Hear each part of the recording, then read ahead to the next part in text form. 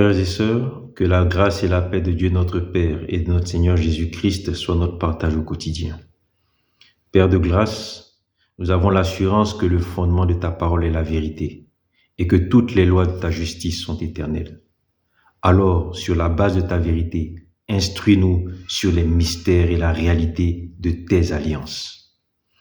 Frères et sœurs, notre Dieu est un Dieu d'alliance. Au travers des âges, il en a établi 3, une avec Noé, une avec Abraham, concrétisée en Moïse, et une en Jésus-Christ. Voyons une réalité aujourd'hui que nous révèlent les Écritures sur ces alliances. Tout d'abord, rappelons-nous que en Éden, il y a eu désobéissance et que Satan, l'ange de lumière déchu, avait pour objectif d'amener l'homme à la désobéissance afin que, comme lui, Satan, l'homme soit condamné définitivement et perpétuellement. En effet, Satan, dès qu'il a désobéi, a été chassé du ciel, a été condamné et il y a un jugement et un châtiment éternel qui demeure sur lui sans aucune rémission. C'est le même plan que Satan a souhaité accomplir pour l'homme en l'amenant à désobéir. Mais nous avons vu que Dieu n'a pas condamné l'homme de façon perpétuelle. Dieu n'a pas prononcé un jugement définitif et perpétuel sur l'homme. Preuve que autres sont les anges, autre est l'homme. Autres sont les plans que Dieu veut accomplir avec les anges. Autres sont les plans que Dieu veut accomplir avec l'homme. La volonté de Dieu n'est pas de condamner l'homme, son image, sa ressemblance. Mais à chaque fois, après la désobéissance, la volonté de Dieu a été de restaurer l'homme sous la forme d'une alliance. Et aucun homme n'est condamné s'il demeure en alliance avec Dieu. Que Christ, l'auteur de l'alliance perpétuelle, éternelle, soit confessé dans nos vies. Constatons quelque chose. La dimension de la restauration, la dimension de l'alliance s'est révélée à chaque fois être proportionnelle à la dimension de ce qui devait être restauré. L'importance de l'alliance de restauration, la puissance de l'alliance de restauration s'est révélée à chaque fois proportionnelle à l'œuvre qui devait être restaurée. Commençons par l'alliance avec Noé. Nous allons lire Genèse 9, à partir du verset 1. Il est écrit: Dieu bénit Noé et ses fils et leur dit: Soyez féconds, multipliez et remplissez la terre. Vous serez craints et redoutés de toute bête de la terre, de tout oiseau du ciel, de tout ce qui se meut sur la terre et de tous les poissons de la mer. Ils sont livrés entre vos mains. Genèse 9, verset 6. Quiconque aura versé le sang de l'homme, par l'homme, son sang sera versé, car Dieu a fait l'homme à son image. Verset 7. Vous, soyez féconds et multipliez, répandez-vous sur la terre et vous y multipliez. Dieu dit encore à Noé: Je vais établir mon alliance avec vous et avec votre postérité après vous. J'établis mon alliance avec vous. Aucune chair ne sera plus détruite par les eaux du déluge et il n'y aura plus de déluge pour ravager la terre. Lorsque nous lisons ce passage, il y a 2 éléments qu'il faut mettre en évidence. Dans les versets 1 et 2, qu'est-ce que Dieu dit à Noé? Dieu dit: Soyez féconds, multipliez et remplissez la terre. Vous serez craints et redoutés de toute bête de la terre, de tout oiseau du ciel et de tout ce qui se meut sur la terre et de tous les poissons de la mer. Ils sont livrés entre vos mains. Dieu reprend ici les mêmes propos qu'il a tenus dans Genèse 1, verset 28 à Adam, où il a dit à Adam: Soyez féconds, multipliez, remplissez la terre, soumettez-la ou assujettissez-la et dominez sur tous les animaux de la terre, les oiseaux, etc., etc. Donc Dieu reprend ici dans Genèse 1 et 2 à une exception près. La notion de soumettre, d'assujettir la terre a disparu. Donc, entre Adam et Noé, cette alliance de restauration qui est établie, l'homme perd un élément naturel qui est sa capacité à soumettre et à assujettir la terre. La désobéissance a fait perdre quelque chose à l'homme, sa capacité à soumettre et à assujettir la terre. Mais Dieu, dans cette alliance de restauration, va dire quelque chose de très important au verset 6. Il dit, quiconque aura versé le sang de l'homme, par l'homme son sang sera versé, car Dieu a fait l'homme à son image. Dans l'alliance en Noé, Dieu prononce une parole de restauration. Restauration de l'homme selon l'image de Dieu. N'oublions pas que dans Genèse 5 au verset 3, il est dit que Adam vécut 130 ans et il engendra un fils à sa ressemblance à lui, Adam. Selon sa ressemblance à lui, Adam, selon son image, qui est une ressemblance et une image déchue. Donc, la ressemblance et l'image déchue a perdu sa capacité à dominer, à assujettir et à soumettre la terre.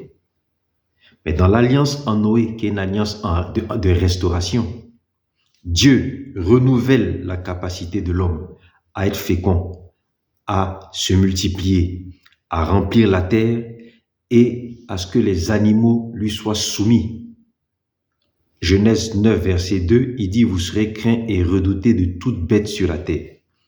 Dans l'alliance de restauration, Dieu rétablit déjà la capacité de l'homme à être fécond, à se multiplier, à remplir la terre, à dominer sur les bêtes.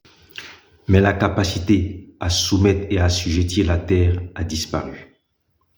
Cependant, Dieu restaure en partie cette capacité en disant à l'homme, « Je te rappelle que tu es créé à mon image. » C'est vrai que depuis Adam, vous avez été engendrés à l'image et à la ressemblance d'Adam, mais par l'alliance en Noé, je restaure le fait que tu es mon image. L'homme a certes perdu quelque chose, mais étant restauré à l'image de Dieu, par Dieu, il pourra exercer la soumission et la domination sur la terre de façon indirecte. À Adam, cela avait été accordé de façon directe. En Noé, cela sera rétabli de façon indirecte. Nous allons maintenant arriver dans l'alliance avec Abraham. Et vous allez comprendre que la dimension de l'alliance de restauration en Abraham est encore plus importante, plus grande que celle de l'alliance à Noé, parce que la génération de l'alliance à Abraham a perdu énormément plus que celle de la génération de Noé. Lisons tout d'abord, rappelons quelques termes de l'alliance. Exode 6.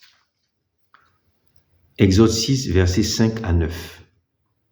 Dieu parle, il dit « J'ai entendu le gémissement des enfants d'Israël que les Égyptiens tiennent dans la servitude, et je me suis souvenu de mon alliance. » Verset 7. « Je vous prendrai pour mon peuple, je serai votre Dieu, et vous saurez que je suis Yahweh, votre Dieu. » Ça, ce sont les termes que Dieu a prononcés à Abraham en disant « Ta postérité sera en servitude, mais elle reviendra sur cette terre où pour l'instant tu es étranger, et je serai pour cette postérité-là un Dieu, son Dieu, et cette postérité sera mon peuple. » Dans Exode, Dieu rappelle cela.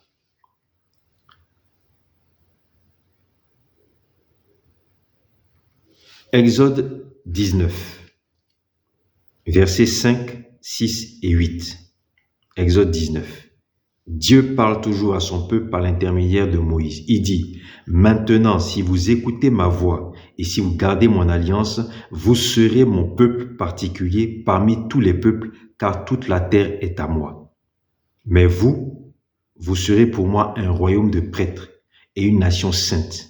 Telles sont les paroles que tu diras aux enfants d'Israël. » Le peuple tout entier répondit, « Nous ferons tout ce qu'a dit Yahweh.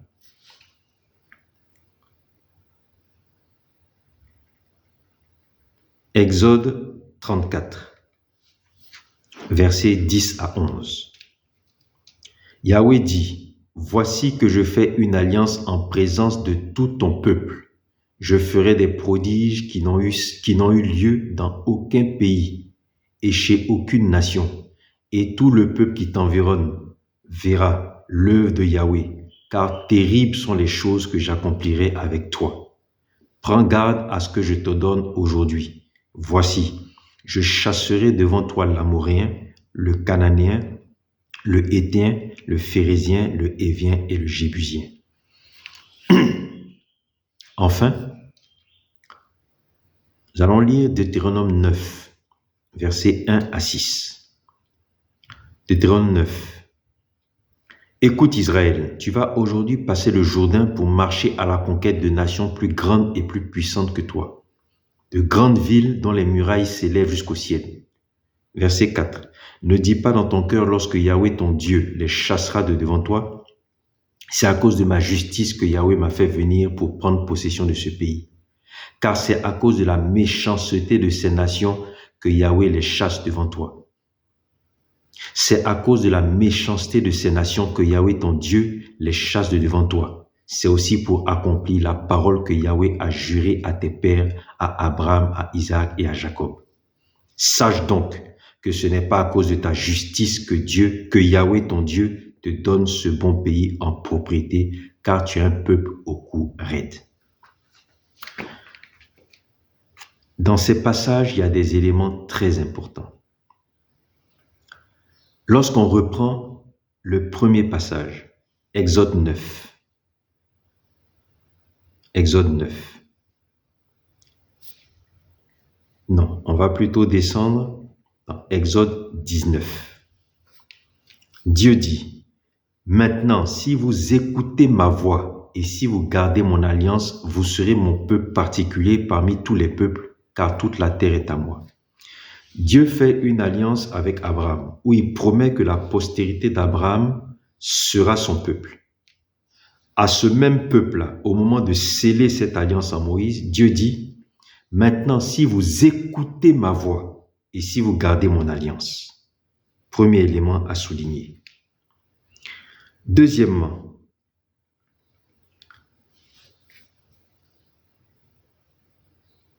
Dieu dit dans Deutéronome 9, « Ne dis pas dans ton cœur lorsque Yahweh ton Dieu chassera les nations devant toi, c'est à cause de ma justice que Yahweh m'a fait venir pour prendre possession de ce pays. Mais c'est à cause de la méchanceté de ces nations que Yahweh les chasse de devant toi. » Ces 4 passages que nous venons de lire nous révèlent une réalité fondamentale. Une réalité et une vérité qui sont toutes les deux fondamentales. Au moment où Dieu s'apprête à faire l'alliance avec Moïse et le peuple descendant d'Abraham, le peuple de qui Dieu a dit à Abraham, « Ta postérité sera mon peuple et je serai leur Dieu. » Dieu prononce des paroles terribles. Il dit de ce peuple-là, tu es un peuple au cou raide. Tu es un peuple injuste. Il dit de ce peuple, écoute ce que je te dirai et garde mon alliance. Est-ce qu'on a vu ce genre de précaution prise lorsque Dieu a établi son alliance avec Noé? Est-ce qu'on a vu autant d'avertissements, autant de choses prononcées par Dieu, autant de sceller l'alliance avec Noé? Non.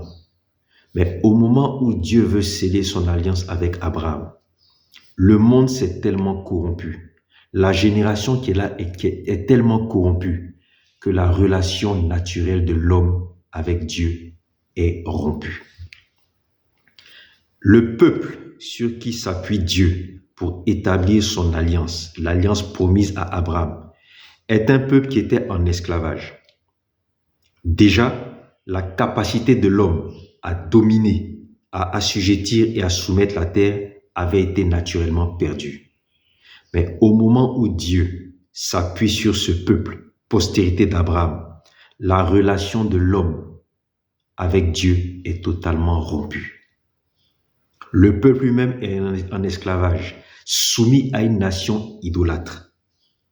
Il s'apprête à rentrer sur un territoire, après avoir été délivré de l'Égypte, il s'apprête à rentrer sur un territoire occupé par des nations plus grandes, plus fortes que lui, mais qui sont symboles de méchanceté, d'iniquité.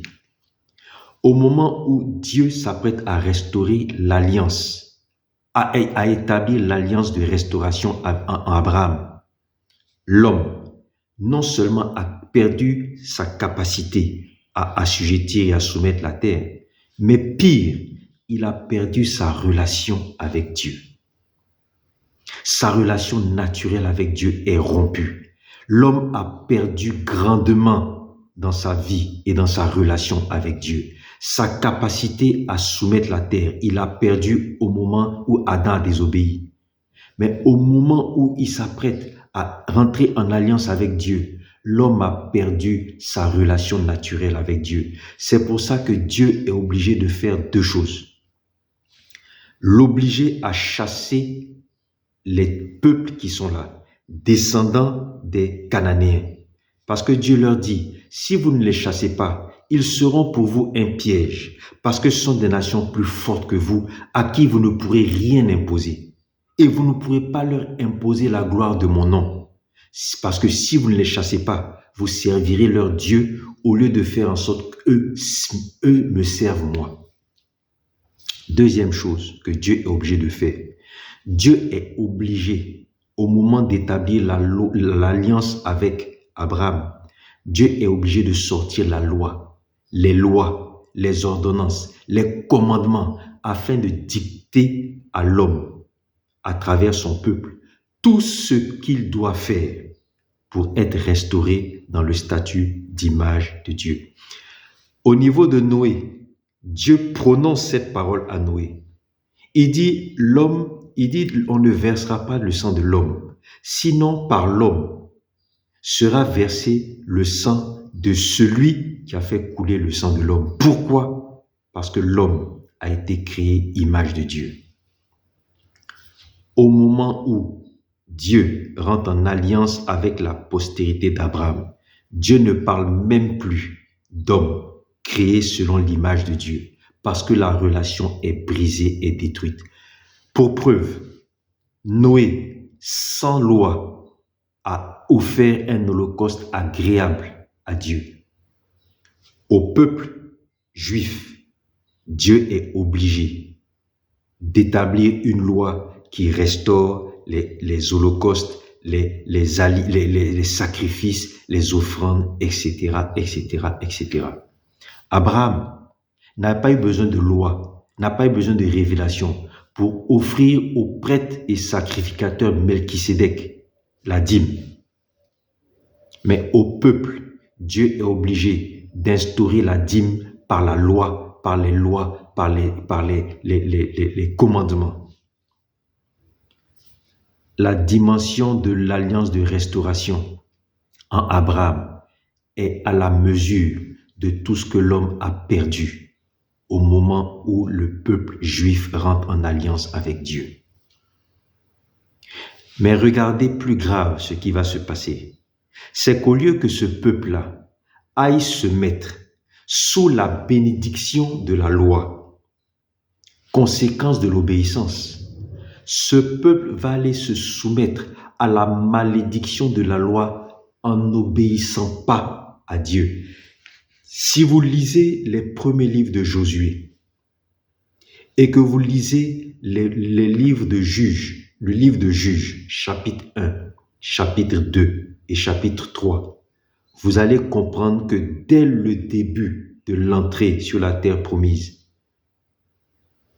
le peuple juif, les Hébreux, ont violé l'alliance de l'Éternel. Dès leur entrée dans l'alliance, ils ont violé les termes de l'alliance, se soumettant ainsi sous la malédiction de la loi liée à la désobéissance. C'est terrible. Et c'est ainsi que ce peuple va évoluer. Et Dieu va même rappeler à ce peuple-là les conséquences de leurs actes par le prophète Jérémie. Lorsqu'on prend Jérémie 11, les versets 1 à 4. Dieu dit, il est écrit, la parole qui fut adressée à Jérémie de la part de Yahweh en ces termes. Entendez les paroles de cette alliance. Maudit soit l'homme qui n'écoute pas les paroles de cette alliance.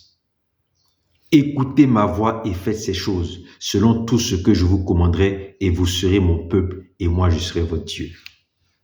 Dieu est obligé de rappeler par ses prophètes au peuple qu'au lieu de se soumettre à la bénédiction de la loi par l'obéissance, afin d'être pour lui son peuple, d'être restauré dans son statut d'image de Dieu, le peuple est allé se mettre sous la malédiction de la loi par la désobéissance. Voilà comment l'homme arrive à la nouvelle alliance en Jésus-Christ, en ayant perdu depuis Noé sa capacité naturelle à assujettir et à soumettre la terre, en ayant perdu au moment de l'alliance en Abraham, en plus de sa capacité à soumettre et à assujettir la terre, en ayant perdu sa relation naturelle totale avec Dieu. C'est pour ça que Dieu va être obligé d'instaurer la loi, les ordonnances, pour tout dicter encore à l'homme, chose qu'il n'a pas fait au moment de Noé. Mais pire, on arrive au moment de l'alliance en Jésus-Christ, en étant sous la malédiction. L'homme est sous la malédiction de la loi parce qu'il vit dans la désobéissance à Dieu. Que Jésus-Christ soit restauré et confessé dans nos vies. Nous allons voir l'importance de l'alliance de restauration en Jésus-Christ, l'alliance de l'alliance perpétuelle et éternelle en Jésus-Christ pour l'homme déchu et maudit. Que la grâce et la paix de Dieu notre Père et de notre Seigneur Jésus-Christ soient notre partage au quotidien.